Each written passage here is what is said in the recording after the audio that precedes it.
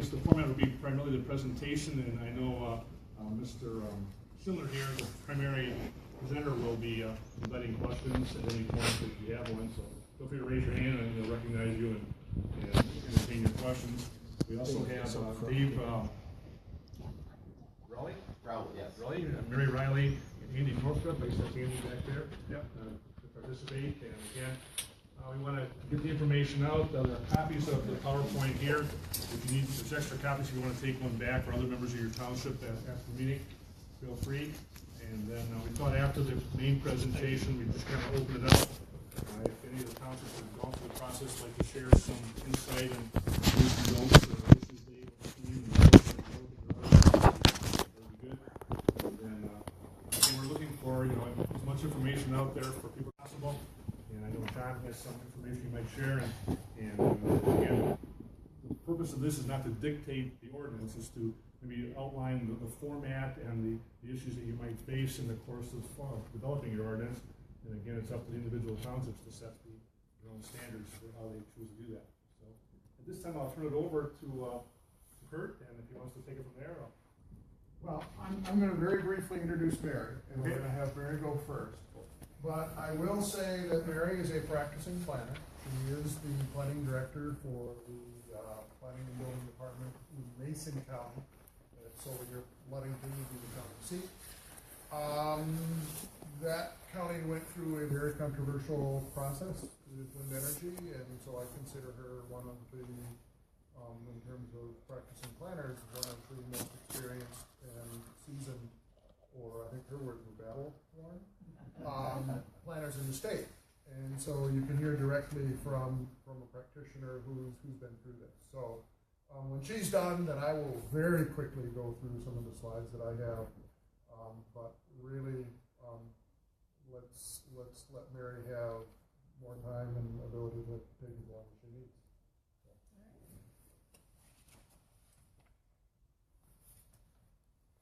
Okay, so I've been at Mason County for 12 and a half years.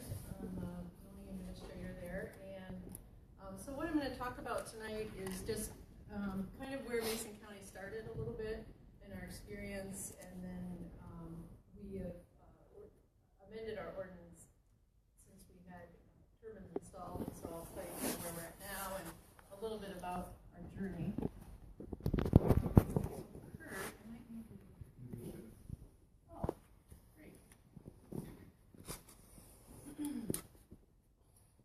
So we have 56 turbines in Mason County. They're Vestas turbines. They're 476 feet tall from the peak, and I say that because probably a lot of you are going to be dealing with setbacks, and so you start multiplying in your head and how big are the turbines, and is it to the tip, or is it to the top of the tower, or that kind of thing. So I'm just telling you that that's kind of the size that we were dealing with, because we did a 2 times the height at the time that the turbines were adopted. I dealt with consumers' energy exclusively. I know some communities you have a separate developer, and then they might sell the wind farm to utility, or there's different operators in place from who you dealt with to who the operator is. But in my case, I dealt with consumers' energy through the whole process, so probably a little easier in some ways. So I'm outlining this because I think sometimes wind farms go in seamlessly. I think it's a miracle, but sometimes they don't. So just giving you a little bit of outline of where we were.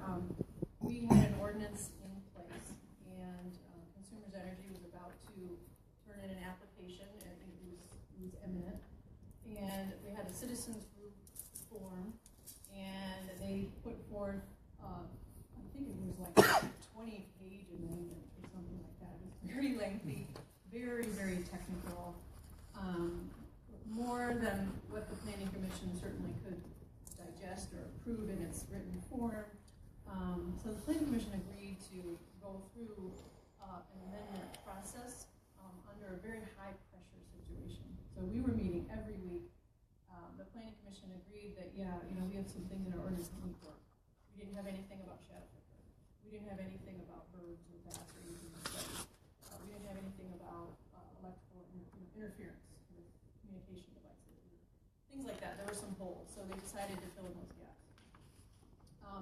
We went through a special land use process, and it was approved.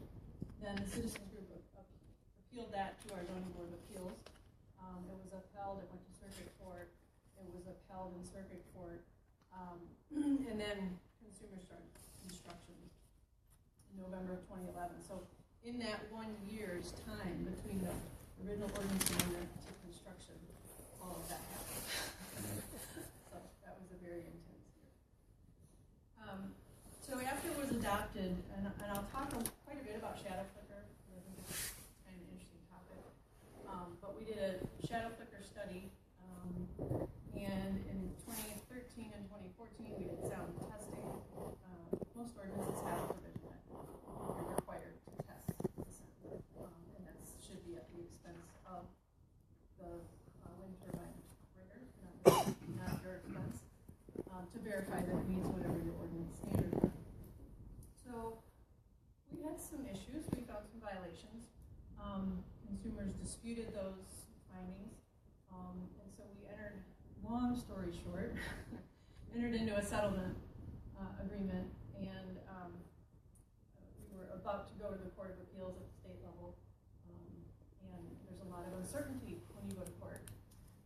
And so we are working with a new firm for sound testing, and we have 2 turbines that will be in mitigated mode for the rest of the life of the project, and then we have 5 turbines that are in mitigated mode, but those are being retested.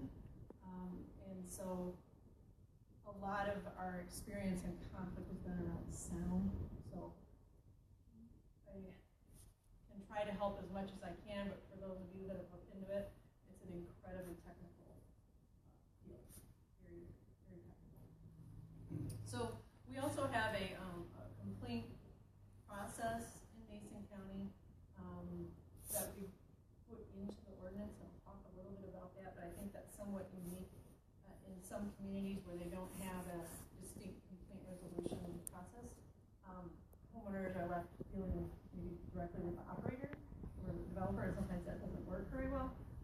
So we have a time limit on how long things can go to take to get resolved. If they don't get resolved, they come to the county, and then we try to work that through. So just like most communities, we had supporters, and we had folks that they said, we want safe setbacks. They wanted larger setbacks. I think it's really easy to put different people into like a category like they're anti, or they're for, or whatever. And that's kind of what happened. But it's common to have those kinds of conflicts. And I'll just kind of run through these. I call these the riddles that you can't really solve. So it's up to your community to grapple with these issues. About wind farming really an energy efficient form of energy, or does it rely on government subsidies too much, or is this really farming, or is it more of an industrial land use? Farmers versus residential land. I don't know. Is there issues here with folks that live out in the country but they're not farmers? Yeah. So, the farmers kind of look at the property as a resource. It's something to be used. And some folks that live out in the country that aren't farmers, maybe they're living there for aesthetic reasons, or they like wide open spaces. But they're kind of valuing things differently. Again, that's kind of up to your community to sort that out. And then, impacts on birds, bats, deer, fish. We heard it all. Well, the bees do their dance because there's low frequency noise, or all these things. So. Also, kind of the story is, the picture on the upper left. Nobody really has a problem, right? I mean, it's pretty reasonable that there's nobody around. It's a pretty good use of farmland. It's a very small footprint, for a wind turbine. But it's the one on the bottom right. How close are they to houses? That's kind of where a lot of that friction comes from.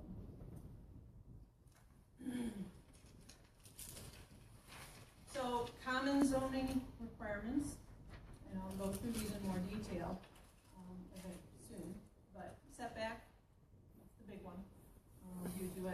dwelling? Do you do it to a property line?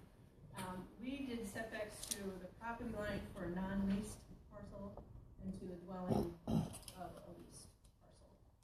Different communities do different things. Sound limits, shadow flicker limits, or at least a discussion of shadow flicker. Ice throw, avian bat studies. You guys have some lakefront here, so maybe, following the U.S. Fish and Wildlife Service guidelines, that kind of thing could be codified in ordinances. Ice throw, and then finally performance guarantees for abandonment. If these things get rusty, that's always a concern too. If they're no longer a viable source of energy or whatever, how do we know that they're going to take them down in the future? So most communities do have some kind of a performance guarantee in place, guaranteeing that they'll be removed if they've been abandoned. Other requirements that exist but aren't maybe consistently in ordinances, complaint resolution that we talked about. Paint finish and color, kind of an interesting one.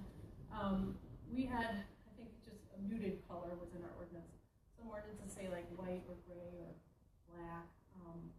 We have an issue with gloss in our wind farm. The different turbine component parts have different gloss factors on them. And so the blades were less glossy. Those were not an issue. We were having issues on the tower and the nacelle. The nacelle was finished in a very high gloss finish. And we tried to deal with this in the special land use process. We asked Consumers Energy to provide a sample of the finish because we were trying to understand glare, if it would be an issue or not. And then we came to find that the sample that they gave us was kind of a lower gloss factor. And I don't think it was deception necessarily. I don't really know, but anyways, it's causing an issue at one particular house and nowhere else. They're getting this weird reflection into their bedroom. So that's just, you might want to think about. Height limits. Some places say you can't have a turbine more than 200 feet tall. It's been done. Some places have a 500-foot limit. It's up to your community. Signal interference, pretty common. We did have some issues with television interference. We just went to the digital system, right? And so I think people are experiencing different things based on the digital system.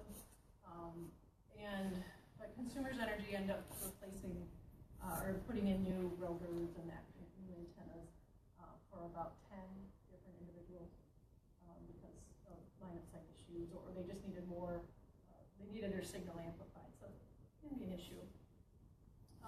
And FAA is the big one because of the lights. So I'm assuming you've all seen the lights at night? Mm-hmm. Yes? Okay.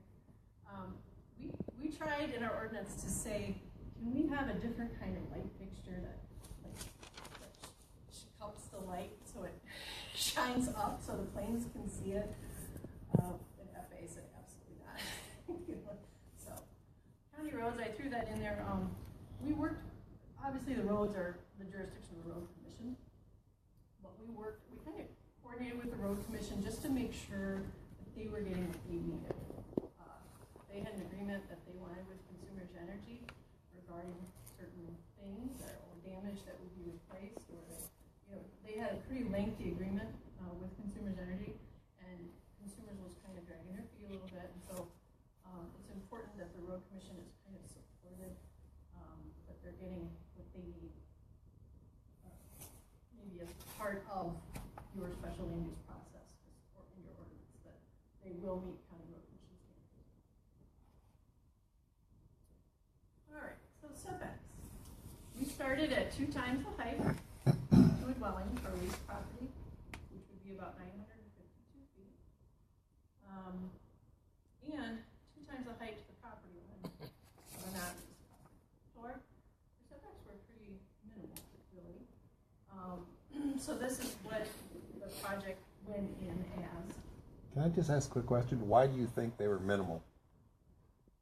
because they were changed to 4 times the height. They were, after the project went in, and it's kind of related to sound. So I'll talk about that and kind of the challenges that we had. It's primarily related to sound. So we went to 4 times the height to the property line for non-leased and 3 times the height for leased.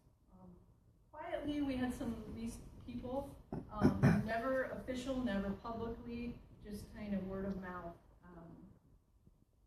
Kind of, these things are close. You know, it was kind of a quiet thing, but it was enough that people recognized that we probably need to up it for the leased property folks.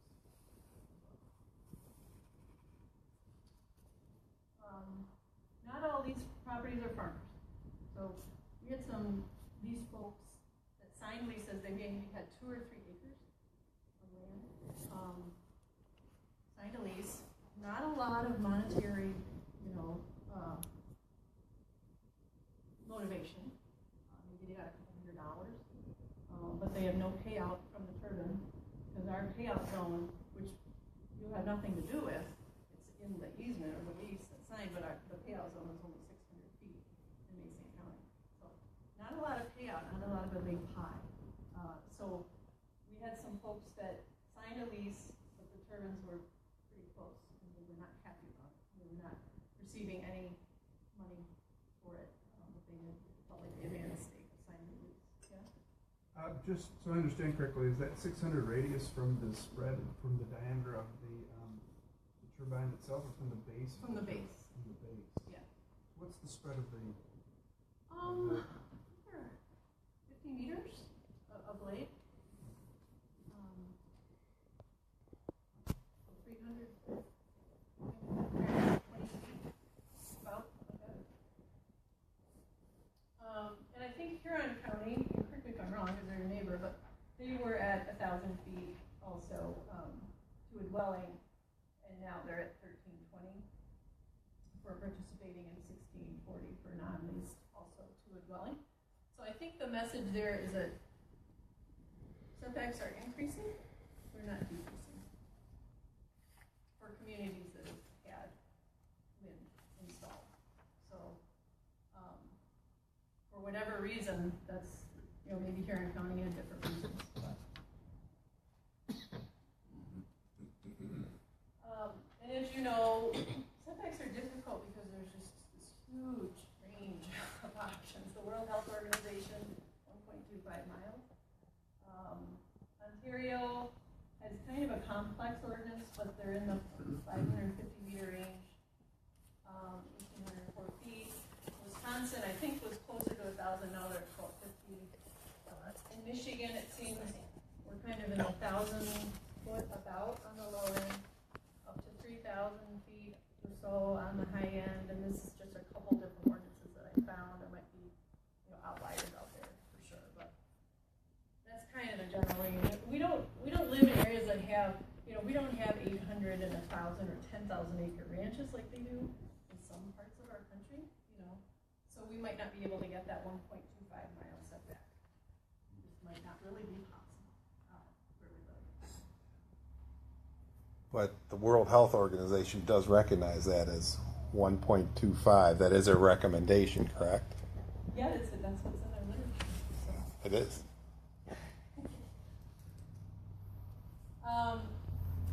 The document that I often look at is out of Minnesota, and I have a copy of it if any of you would like to look at it, but it talks about the different setbacks in Europe, and I know it's kind of interesting when we were going through all this and people brought up Europe or other countries, like the eyes would roll, like who cares about Europe, right? But what's interesting is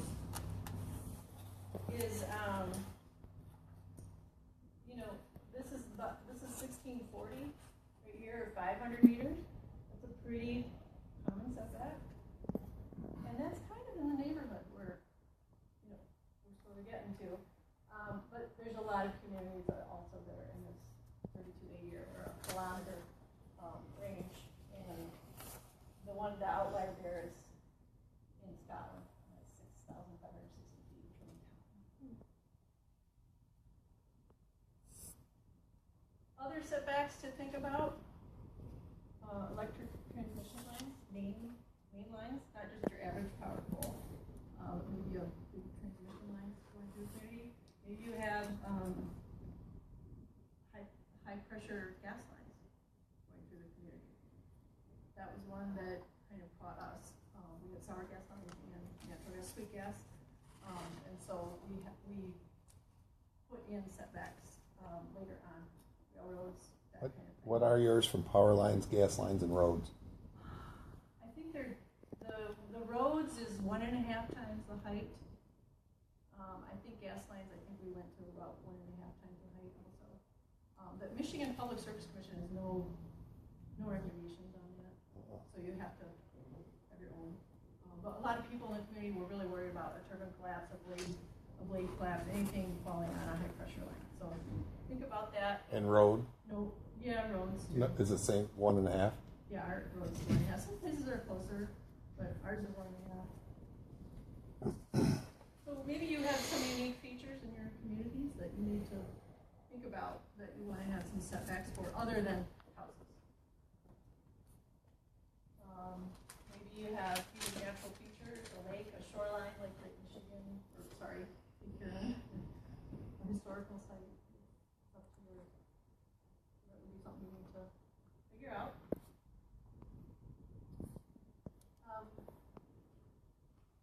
We had an issue too in the beginning when we were starting with scale, right? You're kind of standing out there and you're saying, how far is that? Like, these things are so tall. It's really hard to get a sense of scale. So one of the things that we did was, our planning commissioner was a hunter and he brought his rangefinder. So how far is that? And he'd look it up. Oh, it's about 1,000 feet. So we would stand in different places and try to get a sense for distance. Maybe you all Google Earth now too, so you can find a landmark to a turbine. There's turbines nearby you can drive to try to get that sense of scale too. Or maybe ask to get a community, a tour in another community. If you're struggling with how far is that? How far is 1,000 feet, 2,000 feet, 1,600 feet? What does it look like? Other things, laydown areas for all these different components as they're coming in. I think some wind farms have, they take the components right to the site. In our case, they had a laydown area that was closer to Ludington. So everything went there, and then it was dispatched out when it was ready for construction. But those can be really, really large areas. Substations, maintenance buildings, access roads. The access roads are really significant, and the construction of those takes a good couple months. Not a big zoning issue, but we had issues with sometimes folks didn't want the access road like right next to their house because there would be dust or that kind of thing. And so these are just things that can kind of pop up on like, oh, we didn't really think about that. So I'm just bringing them up. Turn radiuses. You've probably seen that. Sometimes they can't get those big long blades around a right-hand or left-hand turn, so they fill in the roads to make the turns. So that's something, again, the road commission would work with. Night sky. How many of you have seen these at night? Yeah, so they, blink on and off. I've heard they look like Christmas, and I think they're beautiful. I've heard that on one side, and I've heard alien invasion on the other. They scare my 3-year-old child, So, and my own family is kind of torn. Like two of them think, oh, they're really cool, and the other two, I think they're awful. So just know that that's a part of it. We tried to get the FAA to reduce the number of lights because it seems so obvious, right? There's so many lights. And so they ended up turning out 2, but they have their own requirements, and there's not much you can do. So that's just a byproduct of farms. All right. On sound. A lot of times a developer comes in and they put up a chart like this, right? And you think, oh, a library that's quiet, or a refrigerator, that's a common one. Refrigerators are not loud, right? So there's this kind of, or our normal conversation is only 60 decibels, and you know, that kind of thing. So you start kind of thinking about sound in these terms. But turbine sound is unique, and I would not really have appreciated this until I spent a lot of time around turbines. So they do change. The sound of the turbine changes based on the weather, the wind direction, and wind shear. Wind shear is a condition where there's very low wind or no wind at the ground level. So there's no wind, going by your ears, but the turbines are going full throttle up top. So there's a shear in the wind profile, and that's when the turbines are most audible. So they're not actually making more sound; they're just more audible to the ear. And so you can have folks say, "I went and stood by a wind turbine. I did not hear a thing. I don't know what all the trouble was about." And that's absolutely true. They probably went out on a certain kind of day in a certain kind of condition where they were incredibly quiet. And that is true. That's a real thing. But they do change, and they can be louder in certain conditions. Depending on where you are, also, how many turbines you have around you matters. The sound is cumulative. And it's rhythmic. Right? And then if you're around a lot of them, and I think that's the big difference is your refrigerator in your kitchen is not turning on and off every 3 seconds or whatever. It's a different kind of sound. So there's a study done in Canada it's called Health Canada, and it was a massive study. And they found that the turbine sound can contribute to annoyance. It can cause a lack of sleep, and it can lead to health issues. And I don't want to go into this a lot, but I put a capital A on annoyance because we all know when you're deeply annoyed about something, maybe you can't sleep. Maybe it's the mosquito, it's the clock, it's the dripping faucet. Maybe it's the sound of your boss's voice or something. But a deep sense of annoyance can cause you to want to change your lifestyle, move out, get a divorce, quit your job, whatever. And so that's a good study. It was done in 2014, so it's recent. And most sound limits range between 35 and 55 dBA. Mason County is 45 dBA at the property line, 50 to a leased property. But we required recently when we amended the ordinance that they model, because they all do these models ahead of time, that they model to a 40. And the reason why we did that is because we got into a protracted lawsuit about sound. And we realized there is a level of error in the models that they produce. It's a plus or minus 3 decibel, or it used to be 5 years ago. Maybe the models are better now. Sound is inconsistent. Like I said, it changes with the weather. Fairly erratic. So I would recommend being conservative. Add a couple decibels of fluff or safety valve, whatever you want to call it, into your ordinance. So you don't get a model that they're modeling to 45 and your limit is 45. So that's what we did, and it's close. Because some of the overages that we've discovered are less than a decibel, which is not perceptible to the human ear. But nonetheless, they are violations. So that would be my recommendation. Choose your experts wisely. You're going to need a sound consultant as you're testing sound levels. So they're kind of like a doctor. All doctors are different. You're going to go to 3 different doctors. You might get 3 different opinions. So just understand this, that not all sound consultants are the same, and you want to really look into their qualifications and their history when you hire them. You often get people wanting to enforce with an app, with a handheld decibel meter. Does not work. The measurement of sound is really a mathematical calculation. Typically, you have to subtract all other sounds, the wind, the trees, the cars, everything, to get to the pure wind turbine noise. So that's what the experts are doing. You cannot do that with an app. I already talked about the level of air. So just be aware of that. Like I said, it might have changed because the technology is always changing, but there is a level of air in modeling. So there's also some room. And each turbine has a unique sound profile. So they're all a little different. And that's what these experts are going to be working from, is the profile of that particular turbine. But there's a relationship between sound and setback. The sound dissipates, right, over time, or over space. So a developer, based on the turbine that they have, should be able to tell you something like this. How does the sound change with distance away from the turbine? So if your ordinance says we want a 3,000-foot setback, but your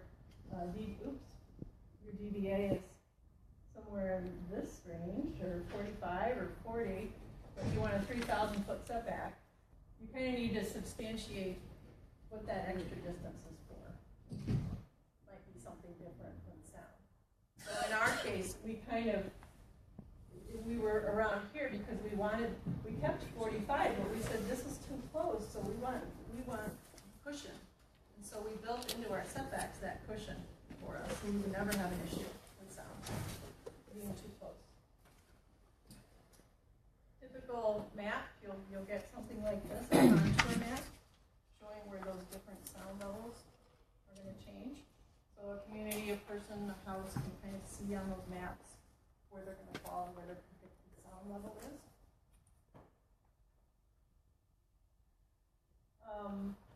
You hear about low frequency noise. I'd say just work with your expert on that. We don't have any standards for it. It's a field that's always changing, evolving, difficult to measure, and kind of where the research is going on that is something called amplitude modulation, which is kind of the pressure and the sound of the turbine, the blade going by the post, like that whoosh, where the whoosh is. There can be issues there with the sound, and so that's where most of the nuisance lies too. So that's where some of the research is going to. Shadow flicker. How many of you have seen shadow flicker? All right. I have a video.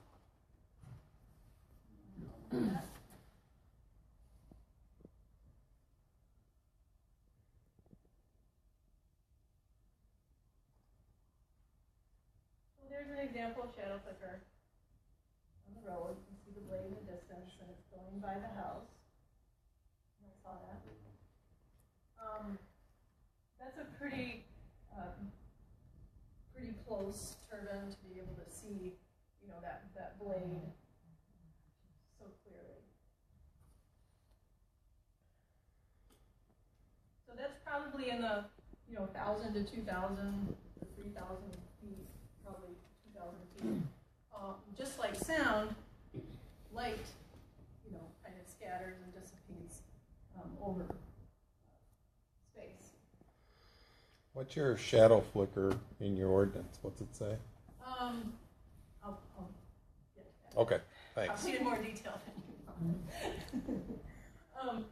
you. Have y'all noticed that right now this time of year, when you look right or left, you're going east-west, that sun is just right in your eyes, right? And it happens again right around the fall equinox. But then it goes away, right? So the sun is always moving in the sky. So shadow flicker is going to be a variable event based on the time of year that you're in. Like the sound contours, any developer can provide you with a flicker study like this, which is going to show the expected amount of flicker.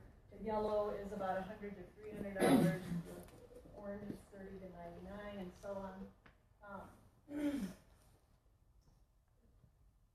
And you'll know if you're morning or evening, and I'll talk about that too. There's a lot of variation with shadow flicker too. And a lot of it depends on the way the wind's blowing. So in this middle one here, because the blade is right in front of you, you're going to get the longest duration of shadow flicker. As the sun moves across the sky, rising or setting, you'll get a long duration of flicker. This way, you might not see anything. I mean, there might be no flicker at all, and this way is kind of a hybrid. So just because the models usually predict the worst case scenario, but you might not get it because the turbine may be turned in a different direction. So we required that we receive this kind of detail. And what it is this is the first day of year, January 1. This is 365, the last day of the year. This is for one house. This is for, I call it a receptor, right? So we know that, maybe starting around February, early February, we're going to get some flicker from turbine 42. Turbine 39 is more spring and fall, so on. And so we could tell folks, this is what, you're expected to get if they had questions. This is somebody that's going to have a little morning flicker, a lot in the winter, right? And a little in the evening here in the different times of year. So the bar across the top is time of day. Yep. And then by parcel number and receptor, we have a cumulative total of what's the amount of total flicker that this person is expected to receive. And then we required mitigation. We had a 10-hour limit on flicker. And consumers agreed to mitigate at 8 hours to account for maybe a 20% variability in the model or the error or the variability, right? And what I want to kind of drive home is that these models produce a worst case scenario. This is called the astronomical maximum, and this assumes the sun is always shining, the wind is always blowing, turbines are never down for maintenance, they're always facing you, right, in the biggest way that they can to make the most flicker, that there's no obstructions, there's no buildings, there's no trees, so that's what this astronomical maximum is. And then most companies will say, okay, that's the maximum. We know this isn't going to really happen. So they'll come up with a coefficient. In our case, it was a clearness index, trying to figure out how many days of the year we would have sunny, and then blade pass is a 0.3 blade pass. So we think a third of the time you're going to get that worst case scenario. And so they came up with a coefficient of 0.15 or 0.2 in this case. And they multiply that by the astronomical maximum. So let's say you think you're going to have 60 hours. They multiply it, and they think you're really going to get 10. So the community was like, how do we know, right? How do we know this is right? How are you going to enforce this? How are you going to count it? How are you going to... All these questions, right? Before I get into that, I want to talk about a little bit about, there's flicker curtailment systems that are available on most turbines now. I know GE has it, Vestas has it. So the way those work is there's light sensors at the base of the turbine, and the turbine is programmed to know exactly where this house is in space. And the light sensors say, oh, it's a sunny day. And then they say, oh, and by the way, I know on January 3rd at 5:30, I need to shut off because, I know this house is there and I know what the model says. So it's kind of interesting. It's really great technology. So we had this system installed on our turbines because we had this 10-hour requirement in our ordinance. I think we were the second place in North America to have this system installed. So it's kind of exciting. So again, we start at 10. Common standard is 30. Maybe you have mitigation at 20 or something, but 30 is kind of that industry standard that we see see a lot of. Right now, we're at 0. And that's where the Planning Commission arrived, because we did study it. We did determine that the model works pretty well. The technology works really well. So the Planning Commission said, why have flicker at all? Seems to be a great system. A lot of industry too, the standard is to model flicker to 10 rotor diameters, for about 3,000 feet. It's common. And when questioned, they just said that's just what we do and that kind of thing. And then we had an individual who, when they were testing the turbines, he's like, I got flicker in my house. And he was 5,400 feet from a turbine. And so, sure enough, it was all verified. He wasn't lying or anything like that. And so we had consumers change all of their modeling from 2,000 feet to 5,400 feet. Because it just became obvious that flicker travels farther than 3,000 feet. So I would recommend that also here is that you might, if you're thinking about the industry standard, which is typically about 2,000 feet, go a little further. Flicker does travel farther. And it is highly perceptible beyond 3,000 feet. There's no issue with seeing it. Once you get up in the 9,000 feet range, which I have seen it, it is incredibly faint, but it's there. So you think about, we get light from the sun, right? Light travels a long way, but it does dissipate in the atmosphere, that kind of thing. So we chose, even though you can see it at 9,000 feet, barely, we chose to keep our modeling at, I think we changed it to 6,000 feet or something, because you do have obstructions. You do have times where you're modeled to receive flicker, and you don't actually have any at all, because there's a hill there, or there's trees there, or whatever. So, even if you have 30 hours of flicker, you're still going to get the question, how are you going to enforce it? How are you going to count it? Are you going to make me count it? Are you going to count it? All that kind of thing. So it's possible to do. It's just really time consuming, but it's possible because that model works really well and you have all the data you need to know that turbine is operating outside the model.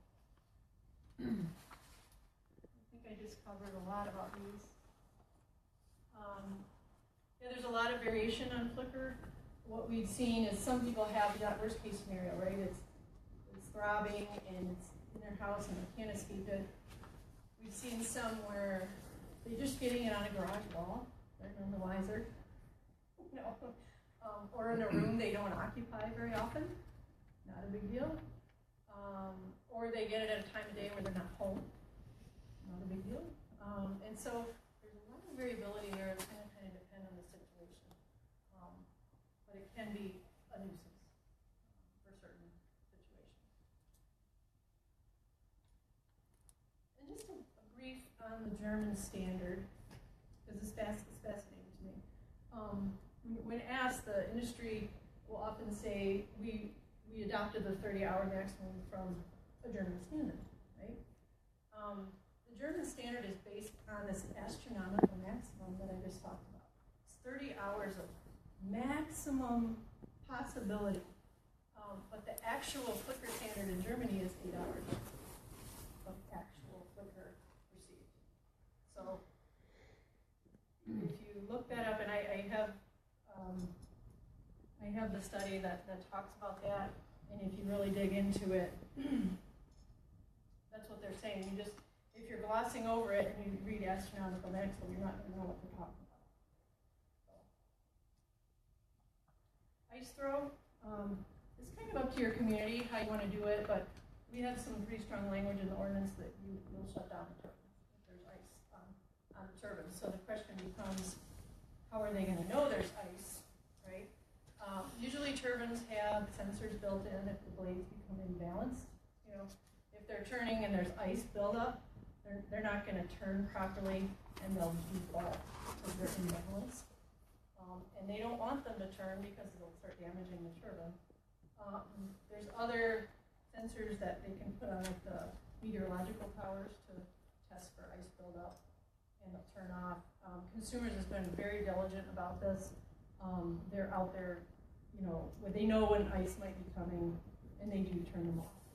So we had an incident right off the get-go with ice buildup. They figured out that the communication systems were not ever installed properly. And I think consumers shut those turbines down for about 3 weeks until they got it open properly. Did it throw ice? Nope, it didn't throw any ice. There was a lot of ice buildup. It didn't throw it, but I think I have a slide here. I don't know if you can see it, but this is all ice that had built up. So they shut down the turbines, and then the blades just start shedding the ice, as soon as it warms up. Probably not a real smart place for me to be taking a picture.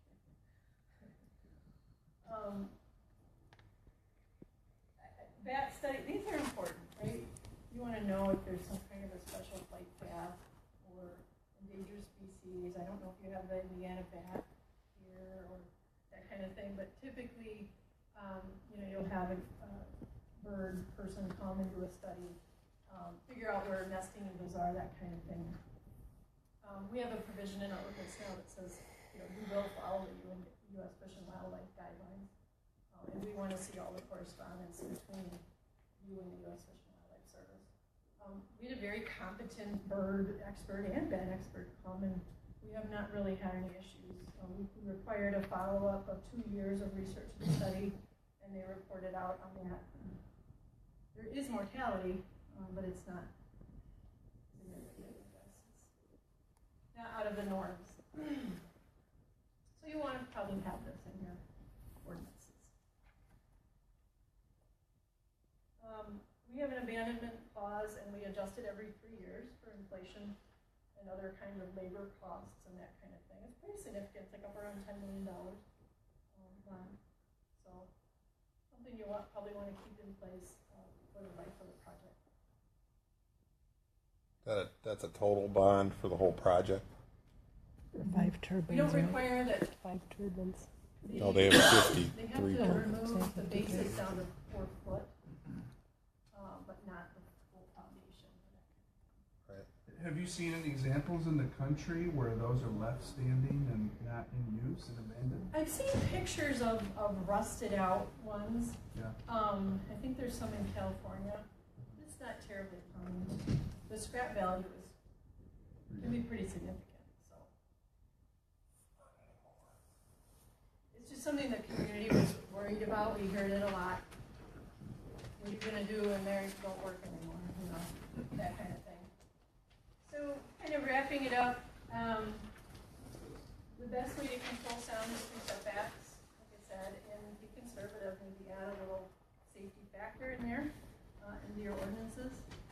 So you're not modeling exactly to your limit, because it's a little too close. Sound is kind of erratic and hard to measure. And there's a lot of opinions about how to measure sound. So, model shadow flicker to about 5,000 to 6,000 feet. It travels longer than 3,000 feet. So you don't want people saying, I'm getting shadow flicker and I wasn't supposed to get it. You didn't tell me I didn't get it. You'll avoid a lot of that issue if you do that. Have an escrow account for that entire application process, and I have a slide. This was the application. It's still it's still like right by my desk. Incredibly complex, tons of reports, huge site plans. It's more than a volunteer board really can handle, or even just a lowly zoning administrator. So we had attorney and we had a planner assisting with the process.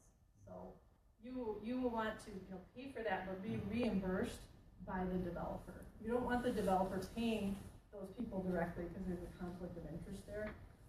But you want to be reimbursed for that. You don't want to bankrupt your own township in hiring an attorney to manage this process. And it can be significant. So I highly recommend that. And then also we have an escrow set up for the life of the project.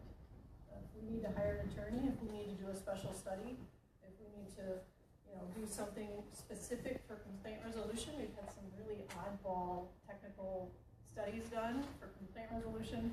Those are paid for by the county because we have zoning jurisdiction, but we are reimbursed by consumer generators. It's part of the special.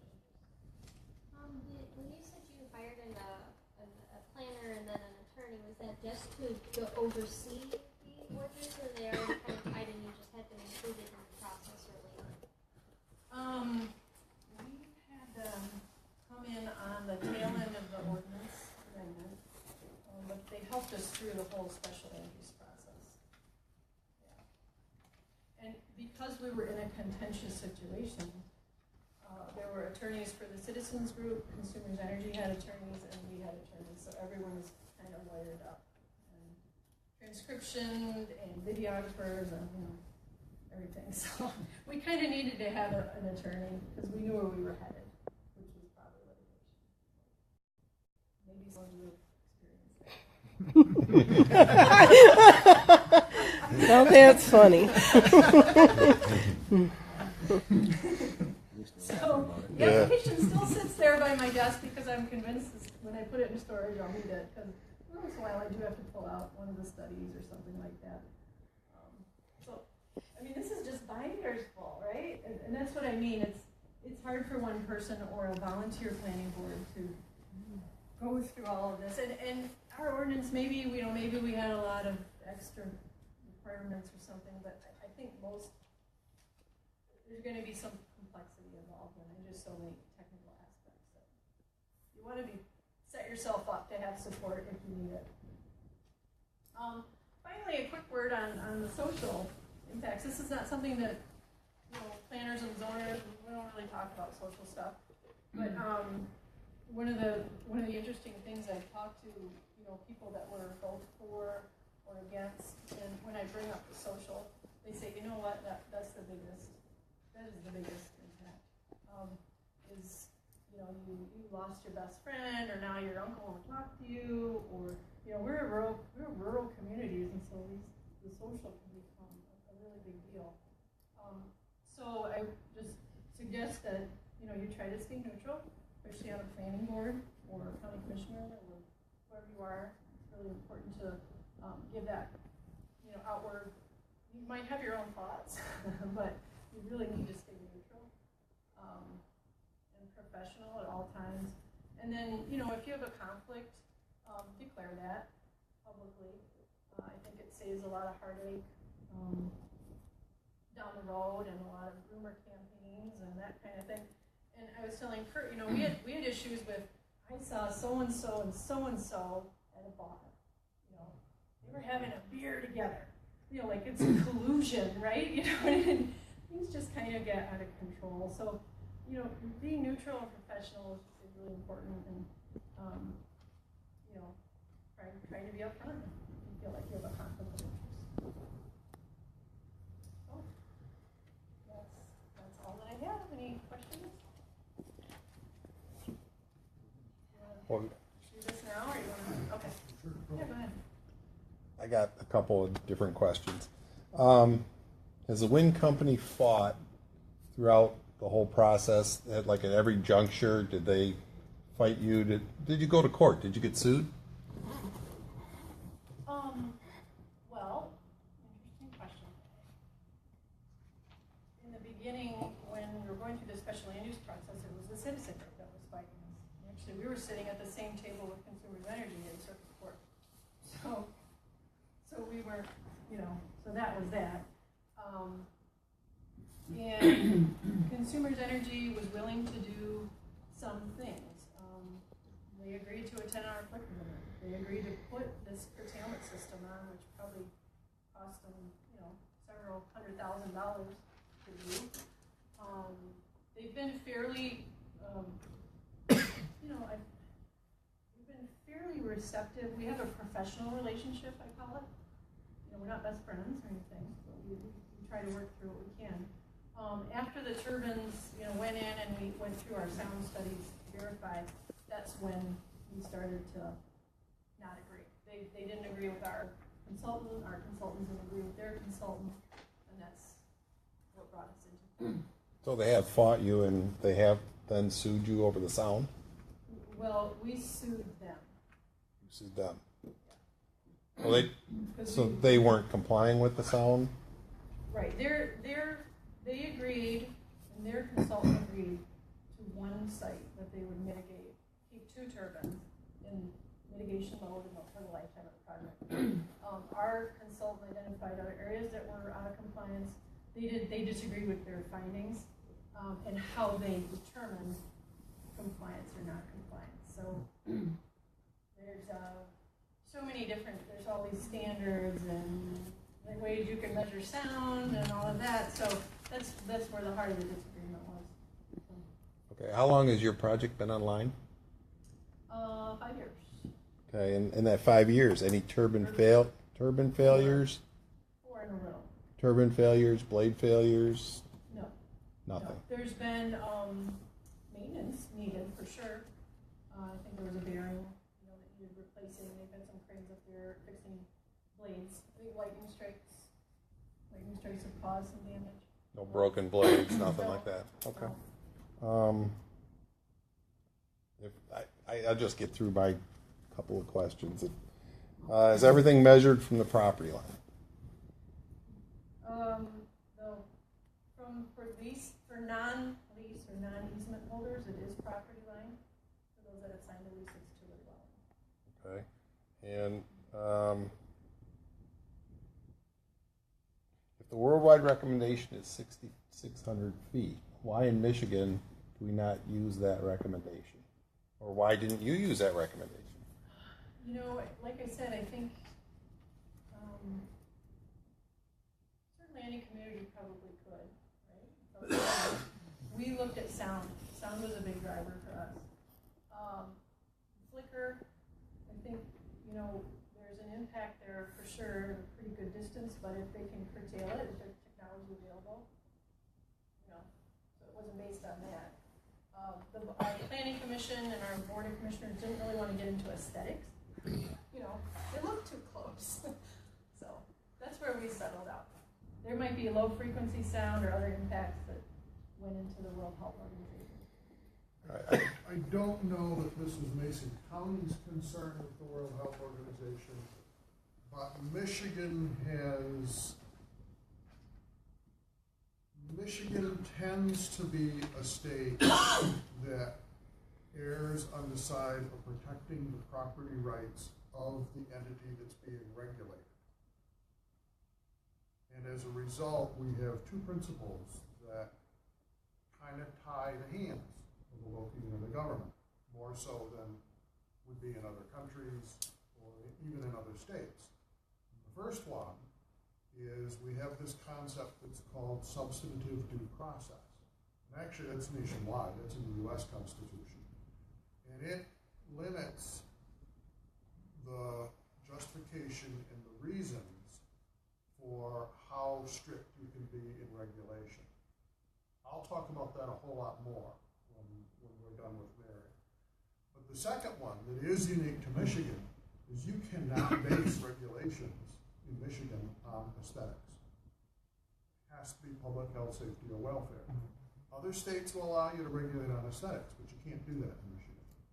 So there's a number of reasons why you're going to back off from a recommendation that might apply in a worldwide setting, especially when you're dealing with English or European type land uses, which don't have a focus on protecting private property rights of the regulated and don't have those kind of safeguards like we have in our Michigan and in our national constitution. Now, wouldn't the World Health Organization's ruling on the distance be set in place for the health and safety and welfare of the residents versus aesthetics? So there's You've read it more recently than I have. You'd have to look at that both ways. Yeah, and like I said, it's kind of up to the community. It's a conversation that you have with your municipal attorney, and by that I mean the attorney that will be standing next to you in the courtroom. Go ahead. I do have a quick question that you didn't cover in the presentation. Okay. And that is, does Mason County's ordinance require the safety manual for the equipment being installed in the county? I don't believe so. Because I actually happen to have the safety manual for the turbines in your county. And just food for thought, Vestas Corporation, their safety setback for a overrun, if one of the turbines was to overrun, is 1,640 feet. I just thought maybe you'd find that interesting. Yeah, that came up a lot, but there was some other setback, like in the event of a turbine failure, and the community really grappled with that. That's something that in our community we've decided to ask for with the application is, so things change. All right, one more question. All the turbines in your township, or in your county, they are the Vestas. There's no GE or any other type of turbine. Okay, so they are a better built turbine than a lot of others. I'm not an expert on it. They've told me, consumers has told me that, they're very good. I think that was a statement, not a question. All right. I got one more. Oh, okay. Well, let's go with him. Yeah, go with him. What are the guidelines of the U.S. Fish and Wildlife Service as far as exclusion zone from the lake and so forth? Some other people might know it better than me. I think is it 2 miles or 4 miles? New study says 9.9 kilometers, which is, or 16 kilometers, which is now 9.9 miles. Okay. So. Study or regulation over along the Okay. shoreline. Yeah, I know those came out after, I was working a lot with those, but I thought it was in the 4 mile, 3 mile range. But it's important to work with your U.S. Fish and Wildlife, whoever the local person is, and make sure you're getting their correspondence and that they're corresponding with each other. Well, I talked to the U.S. Fish and Wildlife Service in Lansing. He said there's no law, it's just recommendation. Right. And he said it was 3 to 5 miles, that's what he told me. Yeah. I don't know. Yeah. So. But he was the head of the U.S. Fish and Wildlife Service in Lansing, so I don't know Yeah, about further distance, like 9 miles, I'm not sure. Yeah, I would just work with them on that. I guess what we were trying to avoid is a situation where the U.S. Fish and Wildlife said 3 to 5 miles, and they wanted to put them 2 miles, or something less than what their guidelines are. Because they'll just say, yeah, they're just guidelines. They're probably there for a reason. So you'll have to decide as a community if you really want to take those guidelines literally and put that in ordinance, or if you just want to take them as guidelines. In South Valley, if you live on the water, really far. Yeah. And really obnoxious. Yeah. How close do your turbines come to the Lake Michigan shoreline? I think the closest one is about 2 miles, 2 to 3 miles, and then the park extends, away from the lake. And we did get an opinion from the U.S. Fish and Wildlife. They didn't think there would be a lot of impact, and they did have a person come and looked at all the raptors and the eagles and the hawks, all that in the area before the turbines went up to and. Go at it different ways. Yes? My last one. Okay. Mary, in your personal opinion, you did a great job tonight. In your personal opinion, for these townships that haven't, maybe have an ordinance, and traditionally in the thumb, we have some of the weakest ordinances in the world. What is your recommendation? This is your personal recommendation for a setback from a non-participating property line and from a participating property line. Your experience. Well, I am not here to talk about my personal. So I'm over here just to represent Mason County and the experience that we've had. Okay. That's all. Sounds great. Okay. I got one more question. Has there ever been anybody that has approached these companies in regards to not just avian or birds, but insects? Because there are actually insects in Michigan that are on the endangered species list. So, do these things cause problems with, especially being in northern Michigan where you are, with insects, what they're moving around, things like that? I mean, because insects are good insects and bad insects. Yeah. I haven't heard anything about insects.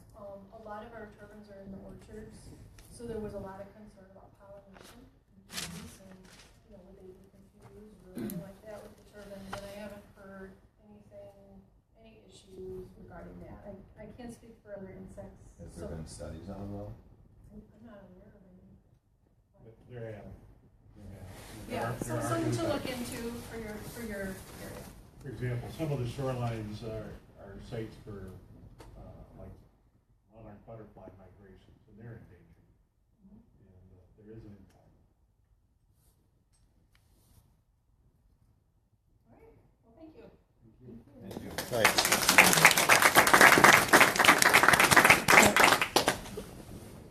One of the things that I really admire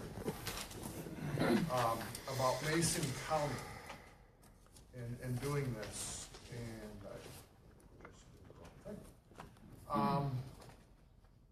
So I probably shouldn't talk while I'm trying to run a computer at the same time.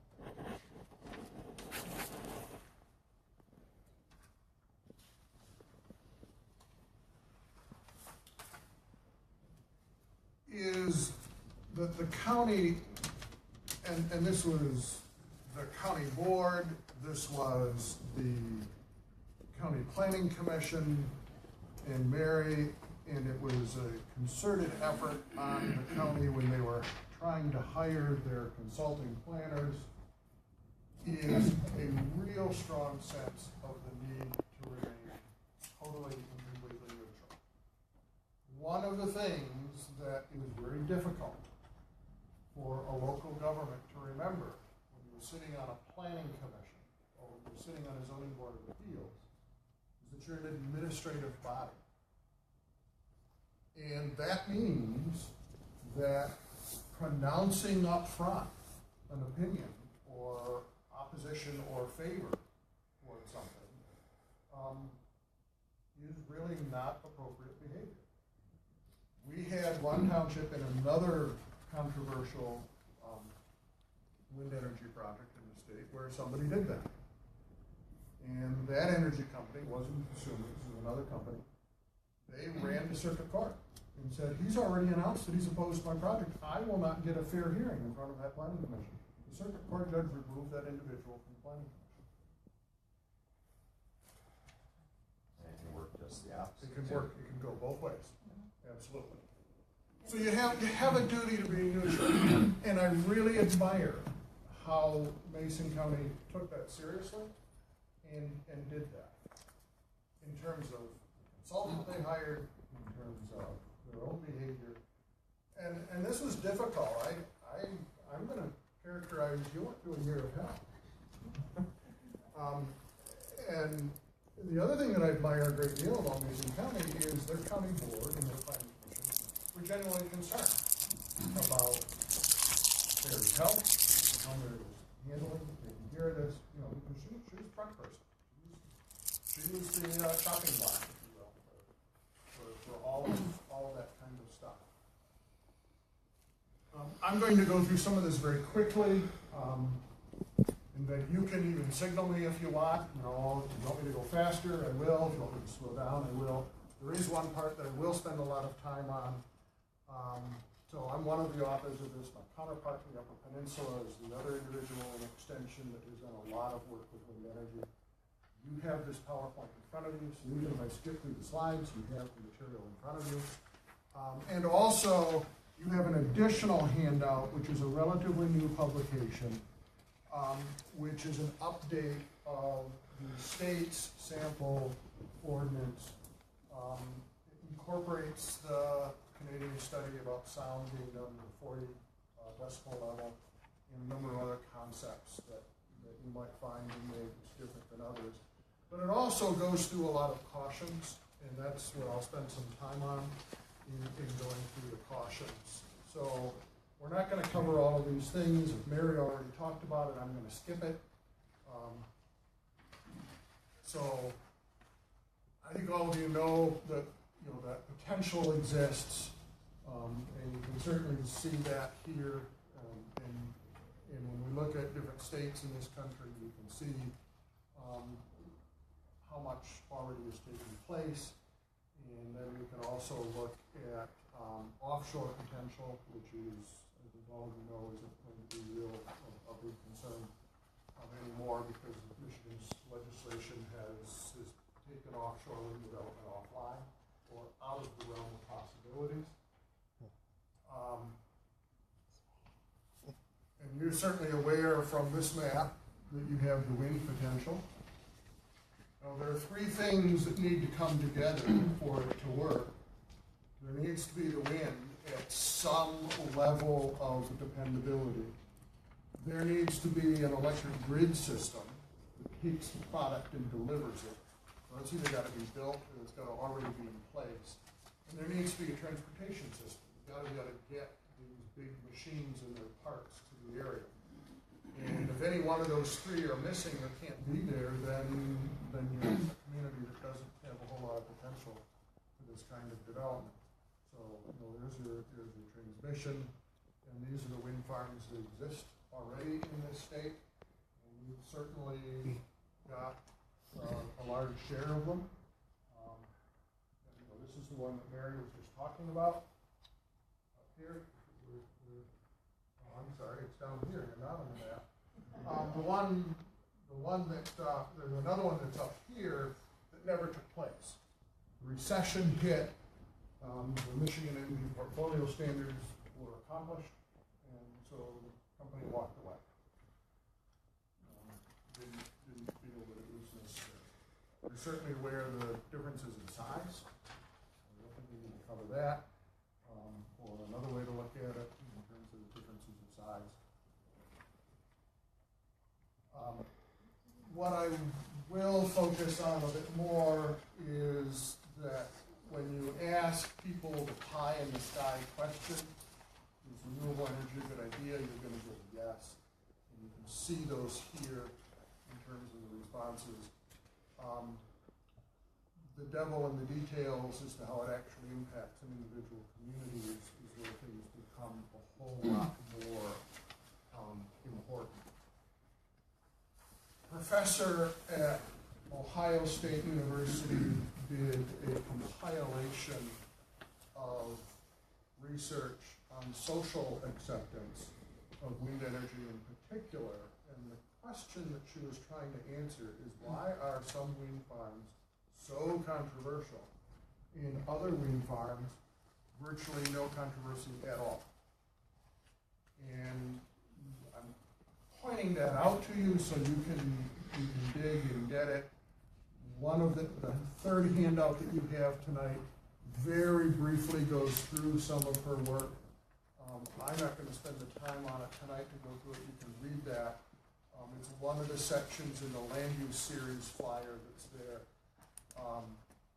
And then it gives you the footnotes and the ability to go in and actually pull up the paper and pull up various presentations, including YouTube presentations that she has done on that project.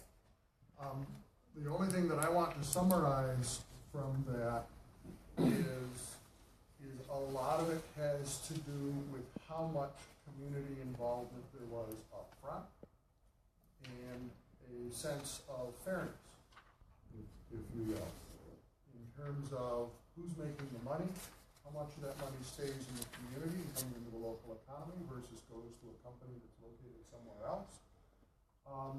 And there are a number of ideas that help to do that. One of them, actually, it's one of Mary's ideas, and that's using setbacks to, one, there's a setback that is the kind of numbers that you've been seeing that is for the distance from a structure or from the property line for the parcel on which the wind turbine is located. So we have a wind turbine, and it's on a 40-acre parcel, and it has to have a certain setback from the edge of that parcel. But then there's a second setback, which is a setback out to the unit boundary. And that's considerably larger setback.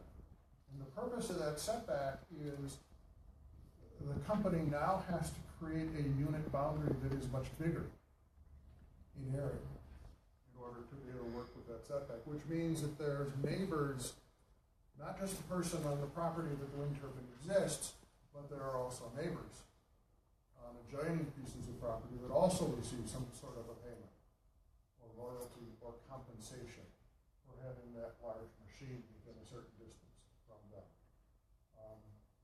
And communities that take that approach pulls more of that money back to the community, pulls more of that concept of fairness back to the community.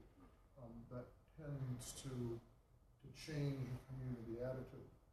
The other findings that she found was a sense of community.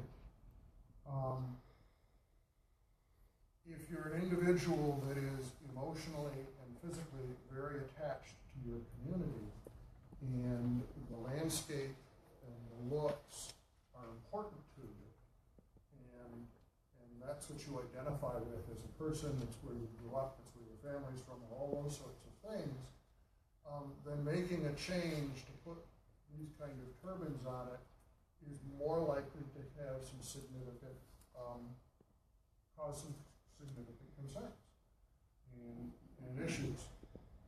And so that more of those studies, what it is that she found. Do those, so I these all that people have slides already and move beyond that. So you have in out some sample zoning. The first sample zoning that was developed for this office, 2007, became what a lot of communities looked at. That's what's recently been updated. A lot of updating or a lot of conversation.